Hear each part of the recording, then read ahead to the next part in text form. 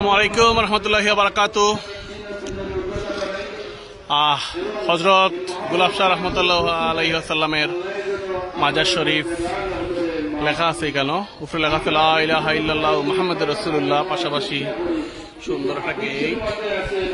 এটা আসলে জায়গাটা হইলো আমরা গিলাছড়া 0.0 যাওয়ার লাগি যে প্লেসটার সাইডে এলো হযরত গোলাপ শাহ মাজার শরীফ। দেখিছেন উপরে উঠিয়া খবর জিয়ারত হইলাইমু ইনশাআল্লাহ। সবে তো মাজারও গিয়ে সপ্তাহ চাইলাইন মাজারও দিলে ইতা ফির হিসাবে। আসলে ফির সাবর দেওয়ার মতো তো কোনো ক্ষমতা নাই, দিতেইব আল্লাহ, চাইতেইব আল্লাহর কাছে। তারা আল্লাহর নেক বান্দা আসলা লাগে, তারা মারা গেছেন, কিন্তু এরপরে দুনিয়াতে তারা মোটামুটি একটা সম্মানের ব্যবস্থা আল্লাহ করিয়া দিচ্ছেন। দেখেই মানুষ সকলে কেন আয়, তারা খবর জিয়ারত করে। তো অনেকে আসলে মাজারও ইয়া তারা কাছে থেকে যে ভুল করে, এটা আসলে শিরিক হয়ে যায়, এটা করতে না, ঠিক হইতো না।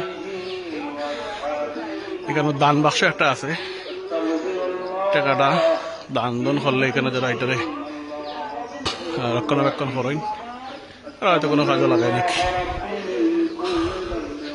টিল্লার উপরে, বহুত উপরে টিল্লার, সুন্দর জায়গা। এক সাইড হইল হাওর, হাকালুকি হাওরের একটা অংশ, বিশাল অংশ এই সাইডটা। মাজার